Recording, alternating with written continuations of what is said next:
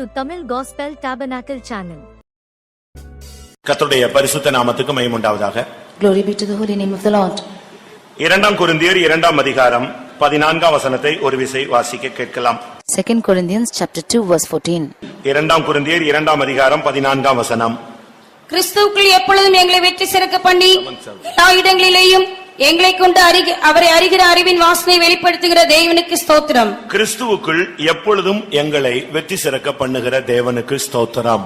Praise be to God who has made us to be overcoming in Christ. எல்லா இடங்களிலேயும் எங்களை கொண்டு அவரை அறிகிற அறிவின் வாசனையை வெளிப்படுத்துகிற தேவனுக்கு ஸ்தோத்திரம். In all places he is making us to make his scent to be favored. கிறிஸ்தவ வாழ்க்கை ஒரு வெற்றி வாழ்க்கை.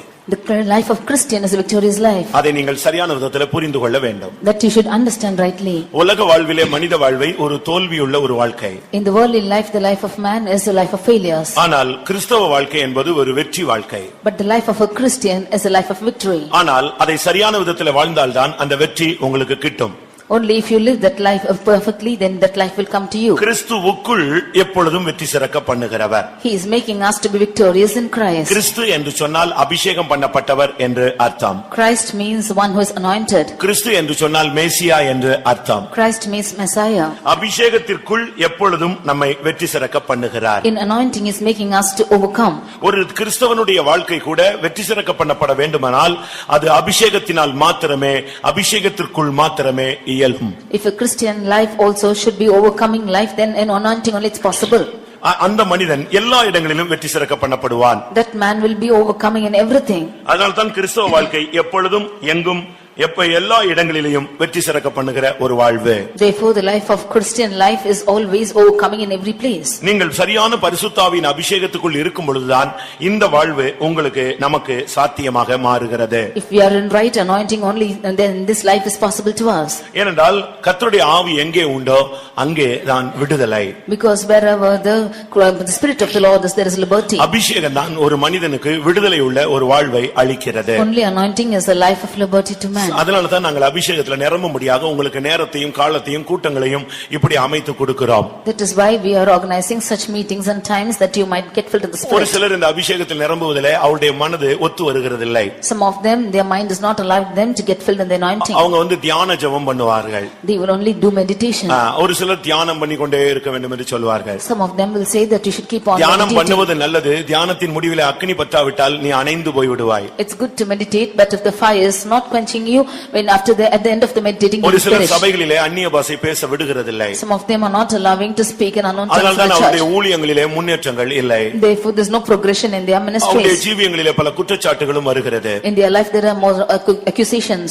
அபிஷேகத்தில் நிரம்ப விடாமல் தடுக்கிறதுக்கு எந்த ஊழியனுக்கும் எந்த தகுதியும் கிடையாது. No servant of God has any worthiness to avoid you to get filled in the Spirit. தீர்க்கதரிசனம் சொல்லும் பொழுது தடுத்து நிறுத்தி ஒவ்வொருவராக சொல்லலாம். When you are prophesying, we can just stop one by another and allow them to speak. சத்தமாய் பேசாதே, சத்தத்தை உயர்த்தி பேசாதே, அபிஷேகத்தில் நிரம்பாதே, அப்படியே முன் இரு, இப்படி சொன்ன ஊழியக்காரங்க எல்லாம் இன்னைக்கு ஊழியத்துல இல்லை. Many servants of God who said don't raise your voice and don't speak in tongues, do not prophesy, they are not in the ministry. என்னுடைய பேட்ச்ல ஒரு ஊழியர் இருந்தார். There was a servant of God in my batch. அவர் நன்றாக தான் இருந்தார். He was good. ஆனால் மறுபடியும் சில புத்தகங்களை வாங்கி படிக்க ஆரம்பித்தார். But he got some books and began to read it. அது அவரை குழப்ப ஆரம்பித்தது. And it began to confuse him. அதற்கு பின்பு அவர் தியான ஜெபத்தை சபையிலே அப்ளை பண்ண ஆரம்பித்தார். After that he applied the prayer of meditation in church.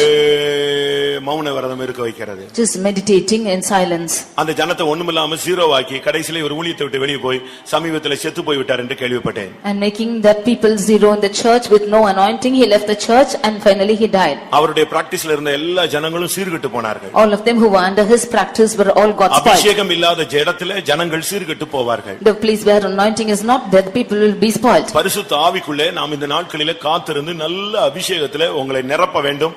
அது உங்களுடைய ஆவி, ஆத்மா, சரீரம். ஏனென்றால் அது திருத்துவத்திலே மூன்றாவது பகுதி, முழுமையாக உன்னை ஆளுகை செய்ய வேண்டும். These days you have to fill rightly in the spirit, body, soul and spirit, because it's the one of the triune in the Trinity, and you should get filled mightily. பழைய ஏற்பாட்டிலே பரிசுத்த ஆவியானவர் ஒவ்வொரு நோக்கத்திற்காக கொடுக்கப்பட்டார். In the Old Testament the Holy Spirit was given for a definite purpose. ஆலயம் கட்டும்படியாக, in order to build the temple, தீர்க்கதரிசனம் உரைக்கும்படியாக, in order to prophesy, ஆசரிப்பு கூடாரத்தை ஸ்தாபிக்கும்படியாக, in order to establish the ark of the covenant, ஜனங்களை நடத்தும்படியாக, in order to lead the people, ஜனங்களுக்கு ஜனங்களுக்கு போதிக்கும்படியாக, in order to preach to the people, தரிசனங்களை in வெளிப்படுத்தும்படியாக, order to reveal visions. இப்படி பல காரணங்களை நாம் கடந்த 3 நாட்களிலே சிந்தித்தோம். Like this, many aspects we meditated past days. ஆனால் புதிய ஏற்பாட்டின் வாழ்வின் ஒவ்வொரு அம்சத்துக்கும் பரிசுத்த ஆவியானவர் உதவி செய்கிறார். But in the New Testament, in every aspect of life, the Holy Spirit is helping us. சமயம் சுருக்கமாக இருக்கிறபடியால் சில வசனங்களை நான் உங்களுக்கு முன்பாக வைக்க ஏவப்படுகிறேன். Because time is short, I want to lay before you a few verses. முதலாவது சத்தியத்தில் நடக்க இந்த சத்திய ஆவியானவர் நமக்கு உதவி செய்கிறார். Firstly, the Spirit of truth is enabling us to walk on the truth. யோவான் 16:13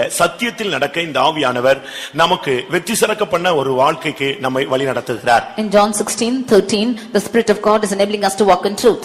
முதலாவது இந்த சத்தியத்திலே நீ நடக்க வேண்டும். Firstly, you should walk on the truth. அதற்கு எந்த மனிதனும் உனக்கு உதவி செய்ய முடியாது. சத்திய ஆவியானவர் தான் சகல சத்தியத்திற்குள்ளும் உன்னை வழி நடத்த இயலும். For that no person can help you, only the Spirit of truth can help you to walk in truth. என் பிள்ளைகள் சத்தியத்தில் நடக்கிறார்கள் என்கிற சந்தோஷத்தை காட்டிலும் வேறு சந்தோஷம் எனக்கு இல்லை என்று 3 யோவானிலே 3-4 வசனங்களிலே நாம் பார்க்க இயலும். In 3 John chapter verses 3 and 4, we can see that I have no other joy than my children are walking in truth. பரிசுத்த ஆவியானவர் வரும் பொழுது ஒரு மனிதனை சகல சத்தியத்துக்குள்ளும் நடத்துகிறார். When the Holy Spirit comes into a man, he is leading him in all truth. சத்தியம் என்று சொன்ன உடனே மனம் திரும்புதல் என்று எண்ணிவிடக் கூடாது. அது பூரணம் வரைக்கும் இருக்கிறது. Truth means you should not think it's stopping with repentance, it's unto perfection. ஒருவனை கிறிஸ்தவனாய் மாறுகிறது மாத்திரம் சத்தியத்தினுடைய வேலை அல்ல, கிறிஸ்துவை போல மாற்றுகிறது சத்தியத்தின் பூரணத்தின் வேலை. Truth is not making a man only a Christian, but leading the truth, by truth leading into perfection. கர்த்தருடைய பரிசுத்த நாமத்துக்கு மகிமை உண்டாவதாக. Glory be to the holy name of the Lord. ஒரு ஆவிக்குரிய மனிதன் என்று சொல்லுகிறவன், When a spiritual man of God, நாம் சரியான விதத்திலே சத்தியத்திலே நடக்க வேண்டிய ஒரு காலகட்டத்தில் வந்திருக்கிறோம். we have come to a period of time when we should walk rightly in the truth. சத்தியத்திலே நடக்காத பட்சத்திலே நமக்கு பரலோகத்தின் கதவு திறக்காது. When you are not walking in truth, the doors of heaven will not be opened. சத்தியத்தை கைக்கொண்டு வருகிற நீதியுள்ள ஜாதி உள்ளே பிரவேசிப்பதற்கு வாசல்கள் திறவுங்கள் என்று சொல்லப்படும். Open either gates for the righteous nation who have kept the truth might enter in. 2 கொரிந்தியர் 4:13 பார்க்கும் பொழுது, 2 Corinthians chapter 4 verse 13, இந்த பரிசுத்த ஆவியானவர் விசுவாசத்தின் ஆவியை நமக்குள்ளே உண்டு பண்ணுகிறார். this Holy Spirit is creating a spirit of faith in us. வெற்றி வாழ்வின் ரகசியம் சத்தியத்தில் நடப்பது, இரண்டாவது விசுவாசத்திலே வருவது.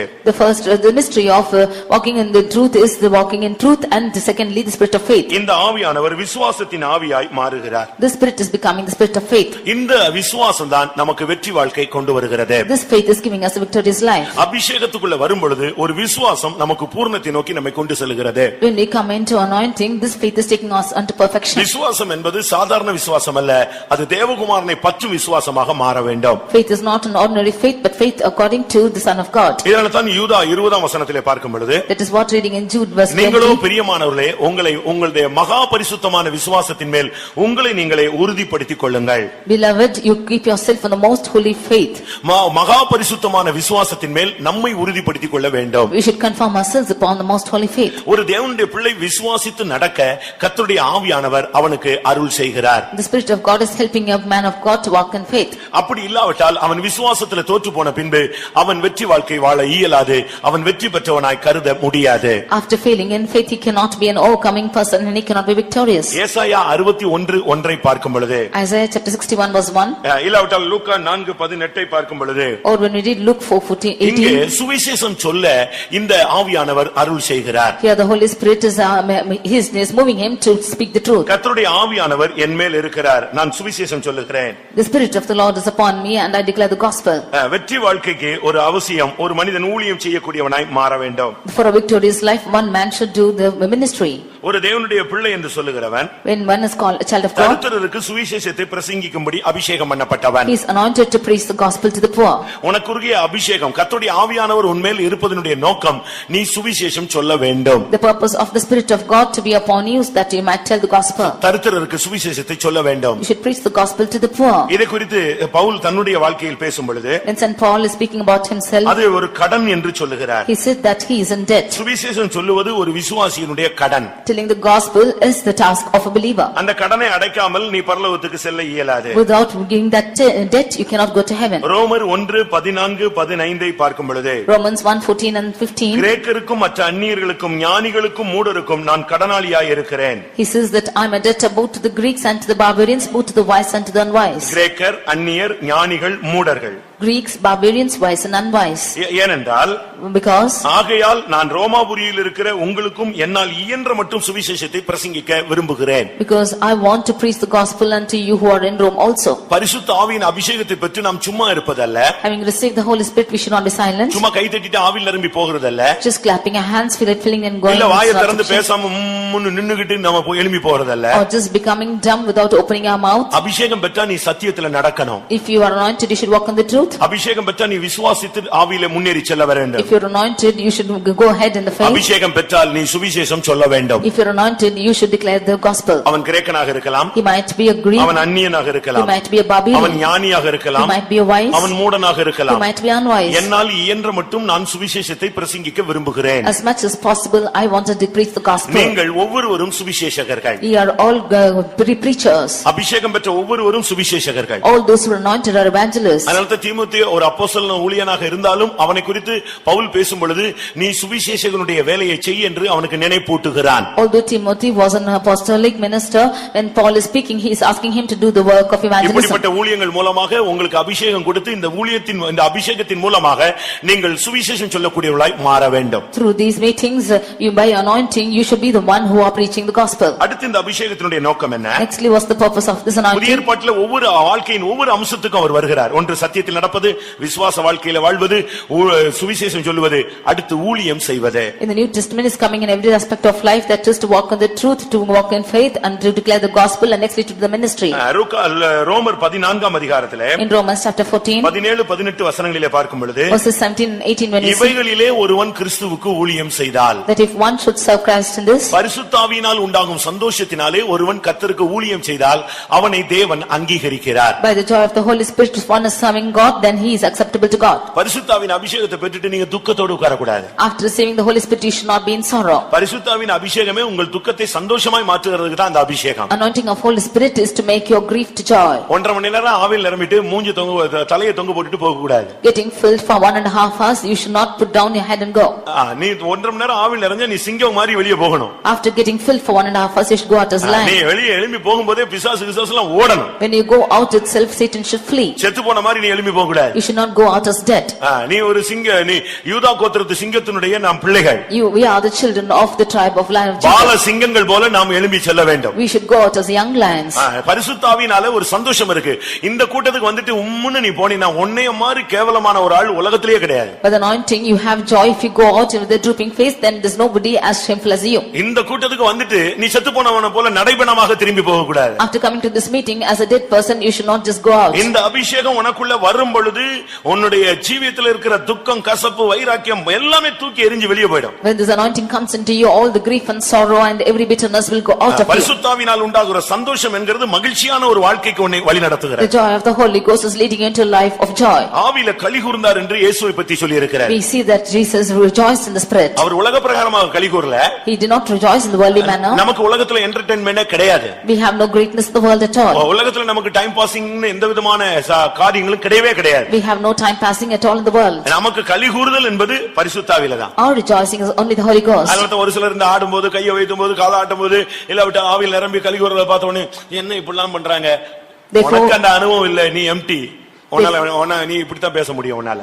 When some of them are saying, some of them lifting up their hands and dancing in the presence of God, they say why they are rejoicing like this, because they are empty. உலகம் கொடுக்கவும் முடியாது, எடுக்கவும் முடியாது. அப்படிப்பட்ட ஒரு பேரின்ப நதி நமக்குள்ள வந்திருக்கிறது. The world cannot give neither take away, such a river is flowing among us.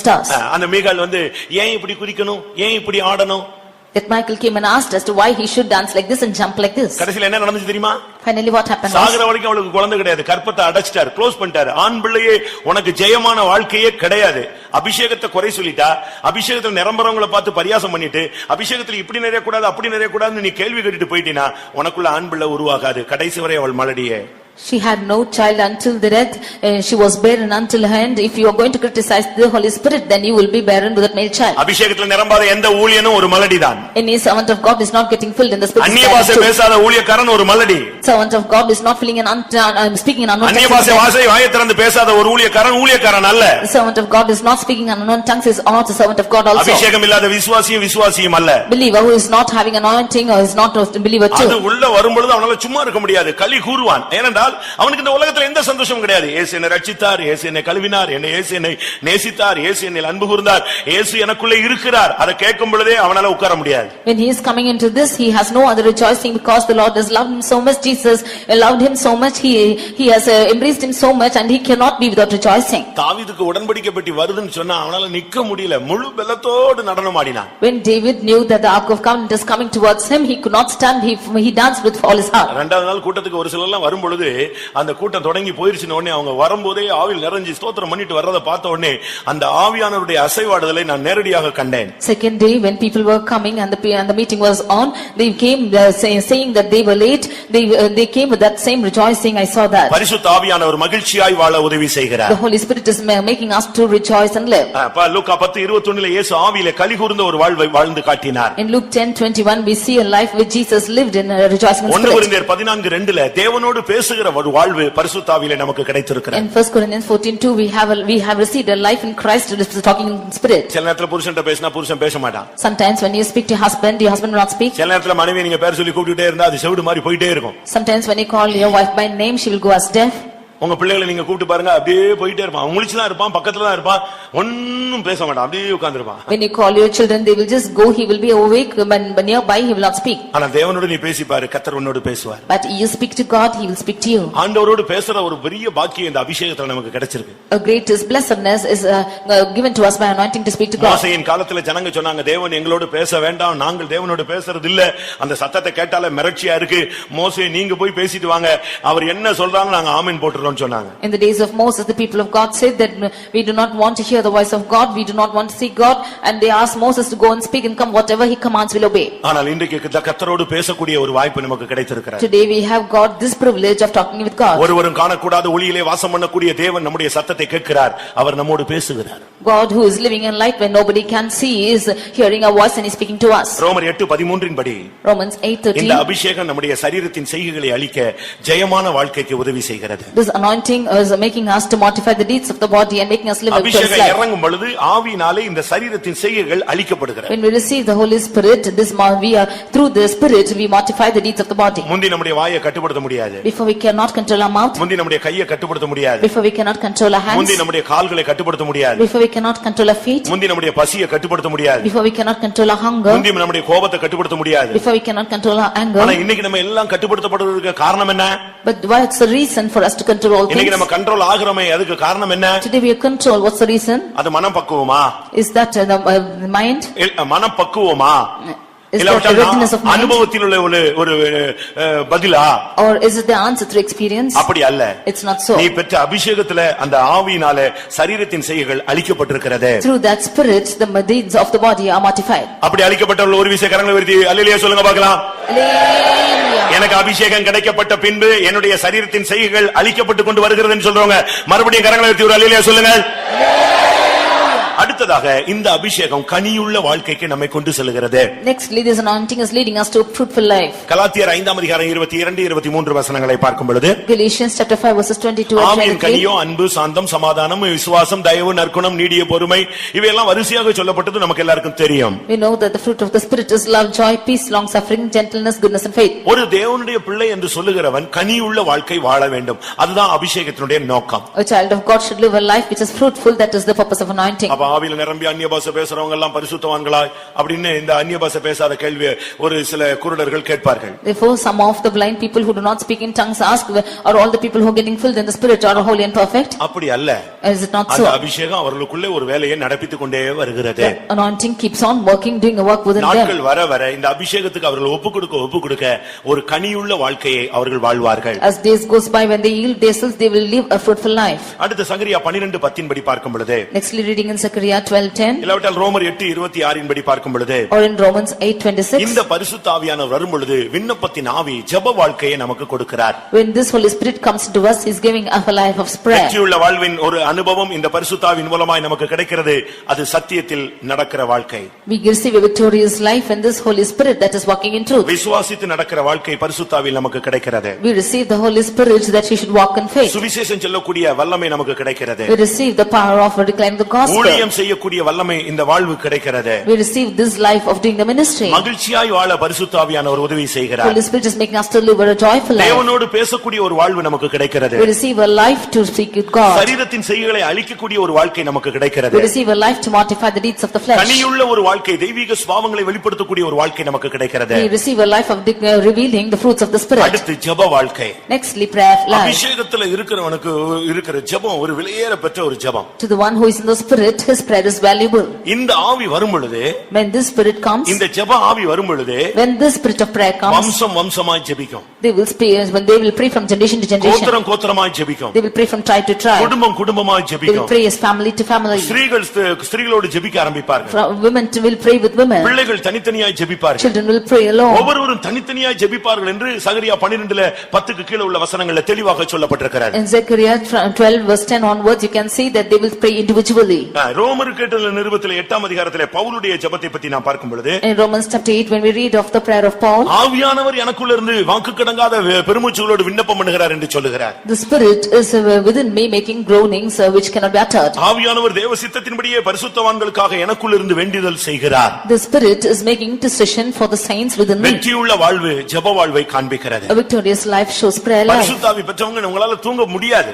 Those who have received the Holy Spirit cannot sleep. ஒரு அரை மணி நேரம் தூங்குன மாதிரி இருக்கும், ஸ்தோத்திரம் ஸ்தோத்திரம்னு எந்திரிச்சிடுவீங்க. If you sleep for half an hour then sing praise the Lord, you'll get up. ஏன்னா உனக்கு அந்த ஆவியானவர் உனக்குள்ள இருந்து வேண்டுதல் பண்ண உன்னோடு போராடி கொண்டே இருப்பார். Because that Spirit is striving within you to make intercession. அடுத்து செம்மையான வழியிலே நடக்க கர்த்தருடைய ஆவி நமக்கு உதவி செய்கிறார். Nextly the Spirit of God is helping us to walk on the right way. 143ஆம் சங்கீதம் 10ஆம் வசனத்திலே உம்முடைய நல்ல ஆவி என்னை செம்மையான வழியிலே நடத்தட்டும். Psalm 143 verse 10 we see that your right spirit lead me in the right way. கர்த்தருடைய ஆவி நமக்குள்ள வரும் பொழுது நாம் செம்மையான பாதையிலே நடக்க ஆரம்பிப்போம். When the Spirit of God comes into us we will walk on the right path. அடுத்து நமக்குள்ள ஒரு ஐக்கியத்தை இந்த ஆவியானவர் உண்டாக்குகிறார். Nextly the Spirit of God is making unity within us. பரிசுத்த ஆவியின் அபிஷேகம் பெறும் பொழுது நமக்குள்ள ஐக்கிய குறைவுகள் குறைந்து கொண்டே வரும், ஐக்கியம் உண்டாக ஆரம்பிக்கும். Therefore when we receive the Holy Spirit all the lackings of unity will go away and we will unite. உங்களுக்குள்ள பிரிவினைகள் இருக்கிறதா? Is the divisions among you? கசப்புகள் இருக்கிறதா? Is the bitterness in you? ஏற்றத்தாழ்வுகள் இருக்கிறதா? Is the high and low in you? உங்களுக்குள்ள கருத்து வேறுபாடுகள் இருக்கிறதா? Is the difference of opinions in யாரோடு you? நீங்கள் பேசாமல் முகத்தை தூக்கி கொண்டு போகிறீர்களா? Are you without speaking to anyone taking அப்படியே உங்களுக்குள்ள நீங்கள் பரிசுத்த ஆவியானுடைய செயலுக்கு நீங்கள் இடம் கொடுக்கவில்லை என்று அர்த்தம். Then you have not yet given room for the Holy Spirit's work in you. பரிசுத்த ஆவியானவர் வந்தால் அது ஒரு ஐக்கியத்தின் வேலையை உனக்குள்ளே நடப்பிக்கும். When the Holy Spirit comes into you it will do a work of uniting. பரிசுத்த ஆவியின் ஐக்கியம் நம்மோடு கூட இருப்பதாக.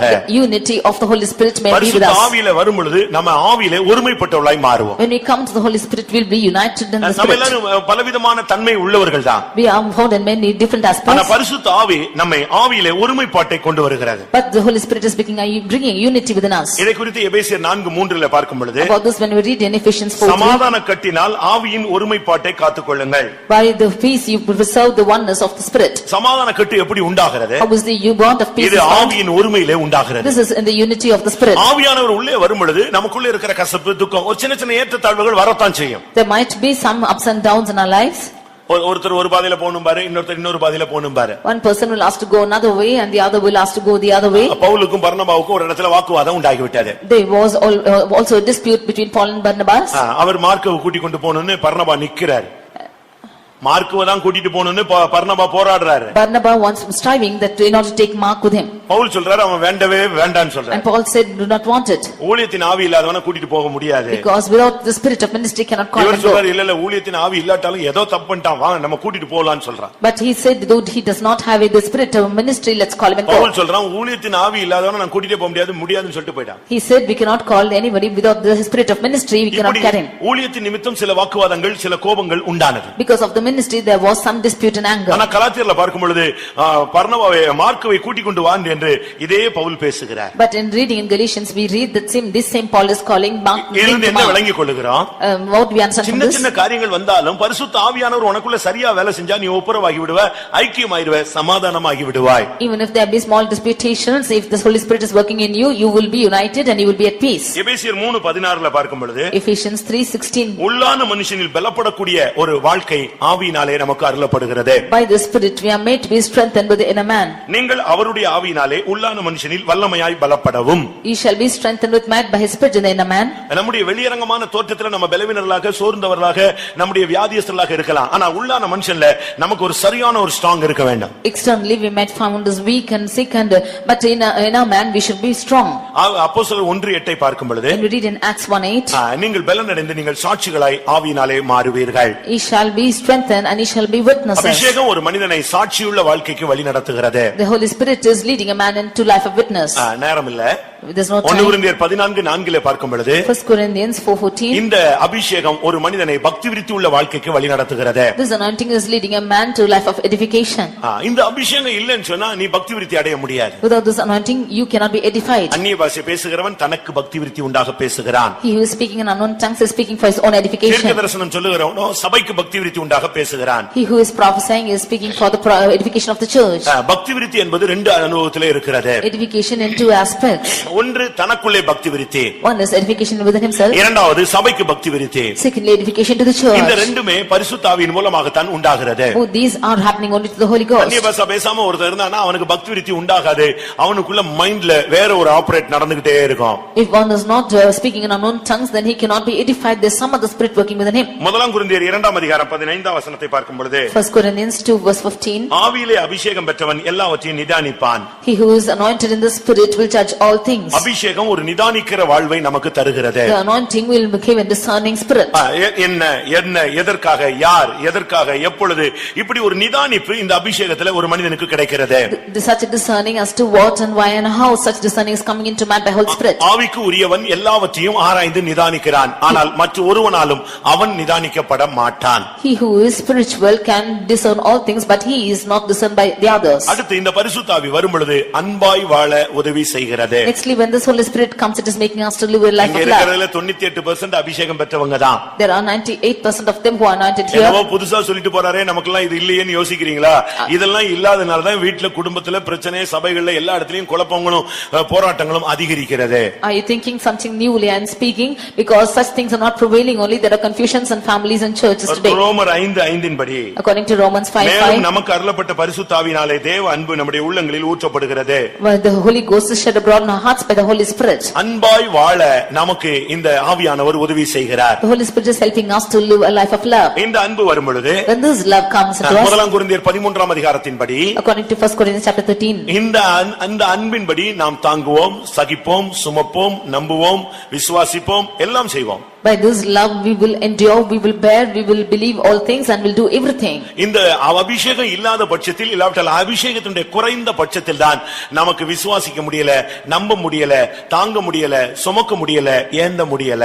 Only when we lack in this love, on this anointing, we cannot bear, we cannot believe, we cannot hope, we cannot endure. அப்போஸ்தலர் 2:17 வசனத்தின்படி பார்க்கும் பொழுது Acts 2:16 when we see, அப்போஸ்தலர் 2:17 வசனத்தின்படி பார்க்கும் பொழுது when we read in Acts 2:17, அங்க என்ன சொல்லப்பட்டிருக்கிறது? what it's told there, மாம்சமான யாவர் மேலும் என் ஆவியை ஊற்றுவேன், அப்பொழுது வாலிபர்கள் மூப்பர்கள் தரிசனங்களை சொப்பனங்களை காண்பார்கள். I will pour out my spirit upon all flesh, and then your young shall see visions and your old men shall see dreams. பரிசுத்த ஆவி ஒரு மனிதனுக்குள்ளே வரும் பொழுது அவனுக்கு வாழ்வு தரிசனம் உள்ள ஒரு வாழ்வாய் மாறுகிறது. When the Holy Spirit is coming into a person, his life is full of vision. ஒரு நிச்சயம் உள்ள ஒரு வாழ்வாய் மாறுகிறது. He is having a sure life. அருமையானவர்களே, உங்களுக்கு எல்லாருக்கும் கர்த்தர் அபிஷேகத்தை கொடுத்திருக்கிறார், இல்லாவிட்டால் கொடுப்பார். Beloved, the Lord has given you anointing, or yet he will நீங்கள் give. கிறிஸ்துவுக்குள் எப்பொழுதும் வெற்றி சிறக்க பண்ணி உங்களுடைய வாழ்க்கையை கொண்டு செல்ல வேண்டும். You should lead your life overcoming in Christ and lead in it. எல்லா இடங்களிலும் நீங்கள் அவரை வெளிப்படுத்த In வேண்டும். all places you should reveal him. அப்படி வாழ வேண்டுமானால் சரியான ஒரு அபிஷேகத்தின் நிறைவு நமக்கு தேவை. If you should so live, then a right filling of anointing is needed. அபிஷேகம்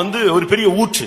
The anointing is a spring. அதிலிருந்து நீங்க எவ்வளவு நாளும் மொண்டு எடுத்துக்கிட்டே இருக்கலாம். You can fill yourself and இல்லாவிட்டால் அபிஷேகம் ஒரு சமுத்திரம். Or this anointing is an ocean. அதுல எந்த குறைவுமே வராது. There is no shortcomings at all. நீ எடுத்துட்டே இருக்கலாம். You can keep on dragging உங்களுடைய water. வாழ்க்கையினுடைய எல்லா அம்சத்திற்கும் ஆவியானவர் உதவி செய்வார். For all aspects of your life, the Spirit will help you. கொஞ்சம் week ஆயிட்டியா? If you are weak, உடனே ஆவியானவர் கூப்பிடு. immediately call the Holy Spirit. ரோமர் 8:26 படி பலவீனங்களிலே அவர் நமக்கு உதவி செய்கிறார். According to Romans 8:26, in our weakness he is helping us. சமாதானம் இல்லையா? Is there no peace? உனக்கு பலன் இல்லையா?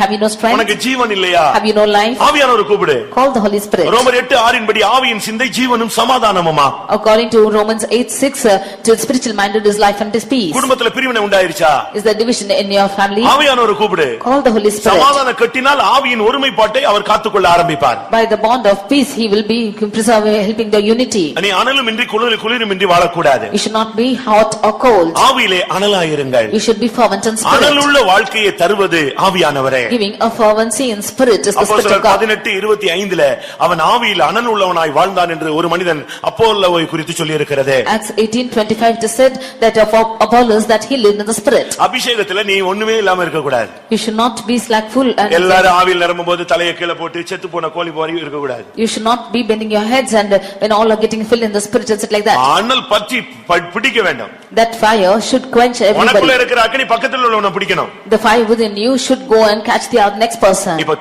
தீட்டுகளை குறித்து நீங்கள் வேதத்துல படித்தால் When you read about Titus, அந்த தீட்டுகள் when you read about defilements, அது ஒருத்தன் தொட்டுட்டானா அது என்னது? தீட்டு. when one is touching the other, he is தொட்டவன் defilement. தீட்டு. Or one who is touching the other person is அடுத்து defiled. அவனை ஒருத்தன் தொட்டுட்டானா தீட்டு. And one who is touching the next person is defiled. இந்த கரண்ட்ல போய் ஒருத்தன் கை வச்சானா அவனை தொட்டவன் தொங்கிட்டு இருப்பான், அவனை தொட்டவன் அடுத்து தொங்கிட்டு இருப்பான், இப்படி வரிசையா தொங்கிட்டே இருப்பான். அதே போல அக்கினி உனக்குள்ள அனல் வந்துருச்சுன்னா இந்த ஹால்ல இருக்கிற எல்லாருக்கும் அனல் பத்தி எரியும். One who is going holding on to the current, he will be caught, and the next person who is holding also will be caught like this. The fire, when it is catching hold of you, it will catch each and every one. ஆவியானவர் உனக்குள்ள வந்தா உன்னை நடத்த ஆரம்பிப்பார். When the Holy Spirit comes into you, he will lead you. போகாத. You don't go. பேசாத. Don't speak. இந்த வார்த்தையை பேசு. Speak this word. இந்த இடத்துல நில்லாத. Don't stand here. எவர்கள் ஆவியினால் நடத்தப்படுகிறார்களோ அவர்கள் தேவனுடைய புத்திரர் என்று எண்ணப்படுவார்கள். Those who are led by the Spirit of God, they are the sons of God. அடுத்து அபிஷேகத்தினுடைய வாழ்வு என்பது உற்சாகமான ஆவி. Nextly, the life of the Spirit is a fervent spirit. சங்கீதக்காரன் சொல்றான், நான் வாழ்க்கையில தோற்று போயிட்டேன் ஆண்டவரே, ஆனால் எனக்கு உற்சாகமான ஆவி என்னை தாங்கும்படி செய்யும். The psalmist says that I have failed in my life, but still give me an inspiring spirit. அபிஷேகம் பெற்ற பின்பு உற்சாகமா இருக்கணும். After getting filled in the Spirit, you should be inspired. ஒரு சில இந்த 4 நாள் கூட்டம் முடிஞ்ச பிறகு எப்படி இருக்கு? அப்படிதான் இருக்கு அப்படிமா. After 4 days of meeting, they will ask us how you were. தயவு செய்து வராமல் இருந்தா எவ்வளவு நலமா இருக்கும். How good it will be you didn't come at all. இப்படி 4 பேர் அப்படிதான் இருக்கு அப்படிதான் இருக்குறேன்னு போனான்னா ரிசல்ட் ஃபெயில் ஆயிடும். If 4 of them will say that it's just like that, then the result is failure. உற்சாகமான ஆவி என்னை தாங்கும்படி செய்யும். You make me your inspiring spirit to work. நான் ஒரு காலத்துல ஊழியம் செஞ்சேன், இப்ப விட்டுட்டேன். ஆனா கர்த்தாவே மறுபடியும் எனக்கு உற்சாகமான ஆவி என்னை தாங்கும்படி செய்யும். Once upon a time I did the ministry, but now I left. You give me that inspiring spirit. மறுபடியும் ஓடி திரிந்து கர்த்தருக்காக எதையாவது நான் செய்யணும். Again I want to run about and do something for the Lord. ஏதாவது கர்த்தருக்காக நான் பாடுபடணும். I have to suffer something for God. சுவிசேஷத்திற்காக, சபைக்காக, உபதேசத்திற்காக நான் எதையாவது செய்ய வேண்டும். For the sake of gospel, for the sake of church, I have to do something. நீ ஒரு மந்த ஆவியினால தாக்கப்பட்ட நிலவரத்தோட நீ திரும்பி போக கூடாது. You should not be attacked by this dumb spirit and go back. எல்லாவற்றுக்கும் மேலாக Above all, ஒரு வைராக்கியமான வாழ்க்கை இருக்கு. you have a zealous life. ஆவியில அபிஷேகம் பெற்றவங்களுக்கு ஒரு வைராக்கியம் இருக்கணும். ஜெயிச்சு காட்டணும்ங்கற ஒரு வைராக்கியம். Those who are receiving this spirit of anointing, they should have a zealous spirit. ஜெயிச்சு காட்டணும்ங்கற வாழ்க்கையில ஜெயிக்கணும்ங்கற ஒரு வைராக்கியம், ஒரு மோட்டிவ் இருக்கணும் உனக்கு. You should have the zealousness in you to overcome. அப்போஸ்தலர் 17:16ல பவுலுக்கு இந்த வைராக்கியம் இருந்தது. Reading in Acts 17:16, Paul had this zealousness. ஒரு பிரசங்கம் பண்ணாலே ஆவியில வைராக்கியத்துல தான் பேசுவான். When he is preaching, he will speak with that inspiration. தூங்கு மூஞ்சி மாதிரி பிரசங்கம் பண்ண மாட்டான். He will not speak as though to people who are வெறி பிடிச்ச asleep. மாதிரி பிரசங்கம் பண்ணுவான். He will speak in zealousness. ஆவியில அவ்வளவு பெரிய ஒரு வைராக்கியம். ஏனென்றால் சியோனில் உள்ள கர்த்தர் வைராக்கியம் உள்ள கர்த்தர். He was zealous in the spirit because God in Zion is zealous too. அந்த வார்த்தையே அநேகரை உயிர்ப்பிக்க கூடியது. That same word is inspiring many. தன் ஆவியில் அவன் மிகுந்த வைராக்கியம் அடைந்தான். He was stirred up in the spirit. 18:6 பார்க்கும் பொழுது பவுல் ஆவியிலே வைராக்கியம் கொண்டான். In Acts 18:5 you see that the Paul was zealous. சியோனுக்காகவும் எருசலேமுக்காகவும் மகா உக்கிரமான வைராக்கியம் கொண்டிருக்கிறேன்னு கர்த்தர் சொல்றாரு. God says that he is zealous for Zion and Jerusalem. இயேசு தேவாலயத்துக்கு வந்த பொழுது சொல்லுகிறார், என்னுடைய வீட்டை குறித்த பக்தி வைராக்கியம் என்னை பட்சித்து விட்டதுன்னு சொல்றார். When Jesus came to the temple of God, he said that the zealousness of my house came upon me. அபிஷேகம் வந்தா நீ ஒரு வெறி பிடிச்சவன் போல கர்த்தருக்காக நிற்பாய். When the anointing comes upon you, you will stand zealous for God. ஆவியிலே ஒரு வைராக்கியமான ஒரு வாழ்க்கை வாழுங்க. You should be living a life of fervent in spirit. நல்ல ஒரு வைராக்கியமா கர்த்தருக்காக கொஞ்ச காலம் அது கர்த்தருக்காக வாழ்ந்து முடிச்சிரணும். You should live a few days pressed in the spirit and finish your life. உள்ள வாழ்க்கை ஒன்று, அது இயேசுவுக்காக கொடுப்பதில் பெருமைப்படுகிறேன் ஒருத்தன் சொன்னான். One person said there's one life to live and I am proud to give it to the Christ. அடுத்து ஆவியில் கட்டுண்ட ஒரு வாழ்வு. Nextly, was a life bound in the spirit. முழுவதும் பரிசுத்த ஆவியானவர் கட்டி இருக்காரு, அவனை ஃபுல்லா கண்ட்ரோல் பண்ற ஒரு வாழ்க்கை. The Holy Spirit is binding him and controlling him. இதை அப்போஸ்தலர் 20 அதிகாரம் 22 வசனத்துல பவுல் பேசுகிறார். Acts 20:22 St. Paul is speaking of this. நான் ஆவியில் கட்டுண்டவனாய் எருசலேமுக்கு போகிறேன். I'm going to Jerusalem bound in the spirit. ஆவியிலே கட்டுண்டவனாய் நான் எருசலேமுக்கு போகிறேன். I go bound in the spirit and to Jerusalem. ஆவியில் கட்டுண்டவனாய் ஒருவன் சீயோனுக்கு போக வேண்டும். One should go to Zion with God in spirit. ஆவியில் கட்டுண்டவனாய் நீ எருசலேமுக்கு போக வேண்டும். One should go bound in spirit to Jerusalem. அதாவது ஆவியானவர் அவனை ஃபுல்லா கட்டிட்டார். Therefore the Holy Spirit bound him totally. அவர்தான் இனிமே அவனை கண்ட்ரோல் பண்ணி கொண்டு போக முடியும். And he cannot control him by himself. பேதுருவுடைய கடைசி நாட்கள் எப்படி இருக்கும் என்று இயேசு அவனோடு பேச ஆரம்பித்தார்.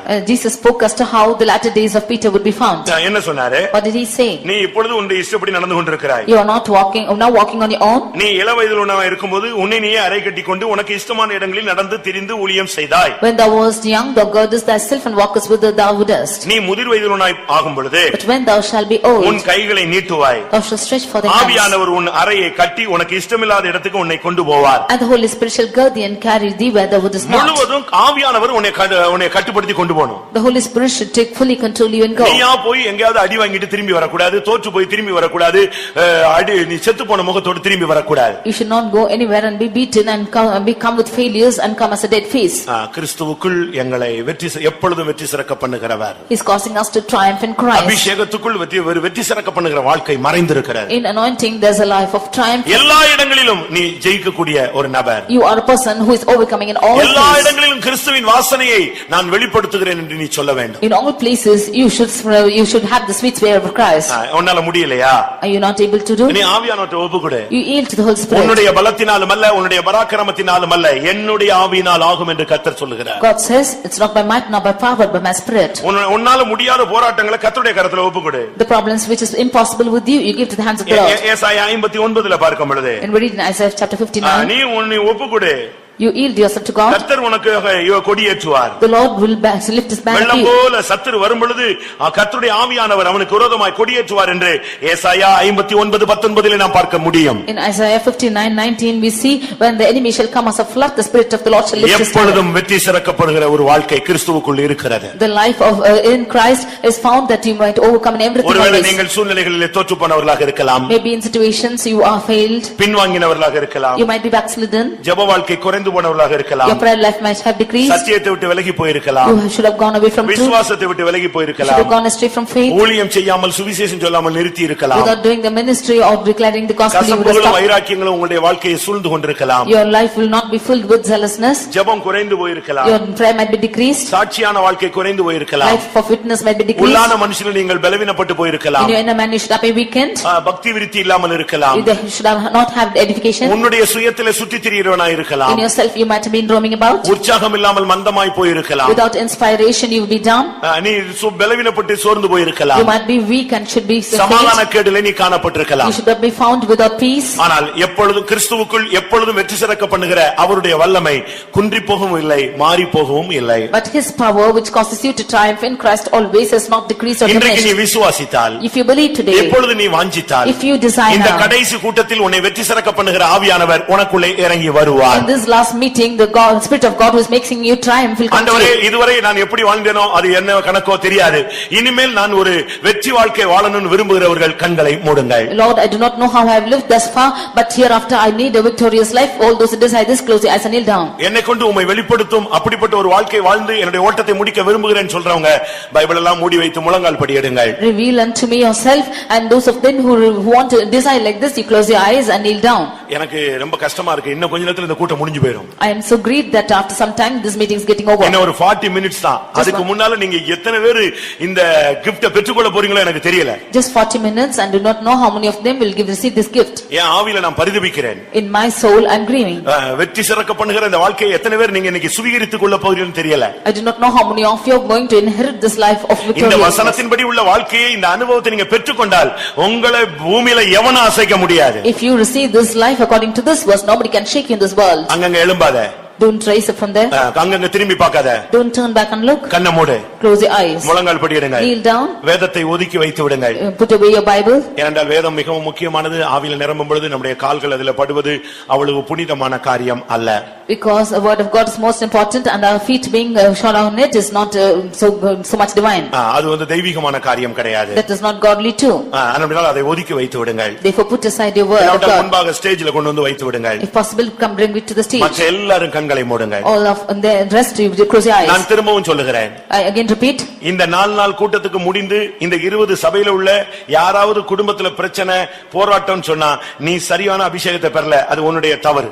After the close of the 4 days meeting, if any of you in any church might say that you have problems in your families, then you have not rightly filled in spirit. என் சபையில குழப்பம், There is problem in my church. என் ஊழியத்துல குழப்பம், There is problem with my ministry. என் மைண்ட்ல குழப்பம், There is problem in my mind. என் தொழில்ல problem, There is problem in my N business. புருஷன் பிரச்சனை, There is problem with my N husband. மனைவி பிரச்சனை, Problem with my wife. இது எல்லாத்தையும் இந்த அக்கினி அடிச்சு தூக்கி எரிஞ்சிட்டு போயிடும். All this fire will take away. எல்லா தோல்விகளையும் புரட்டி போட்டு விடும். All the failures it will topple down. பெரிய பர்வதமே நீ எம்மாத்திரம், நீ சமபூமியாய் மாறுவாய். O great mountain, what art thou? You shall become a plain. எத்தனை பேருக்கு வெற்றி வாழ்க்கை வேணும்? How many of you want this victorious life? வெற்றி வாழ்க்கை வேணும்ங்கறவங்க எந்த மூலையில இருந்தாலும் இந்த ஹாலுக்குள்ள வந்து முழங்கால் போடு. All of them who wanted the victorious life, you come and kneel down this place. உள்ள இடம் இல்லையா? பின்னால நீ அந்த தார்பாயில சேர் கிட்டயே முழங்கால் போடு. கர்த்தாவே, நான் வெற்றியோடு என்னுடைய ஓட்டத்தை முடிக்க வாஞ்சிக்கிறேன். Even besides your chair, you kneel down and ask God, Lord, I want to finish my life victoriously. பழைய ஏற்பாட்டிலே ஒரு நோக்கத்தோடு கொடுக்கப்பட்டீர். இன்றைக்கு எல்லா அம்சத்திற்கும் நீர் போதுமானவர். In all the Old Testament, it's forgiven for not only for specific purpose, but for all aspects you are sufficient. கிறிஸ்துவுக்குள் எப்பொழுதும் எங்களை வெற்றி சிறக்க பண்ணுகிற தேவனுக்கு ஸ்தோத்திரம். Praise be to God who causeth us to triumph in Christ always. கர்த்தாவே, வெற்றி வாழ்வின் அபிஷேகத்தை இன்றைக்கு எனக்கு தாரும். Lord, give me the anointing of a victorious life.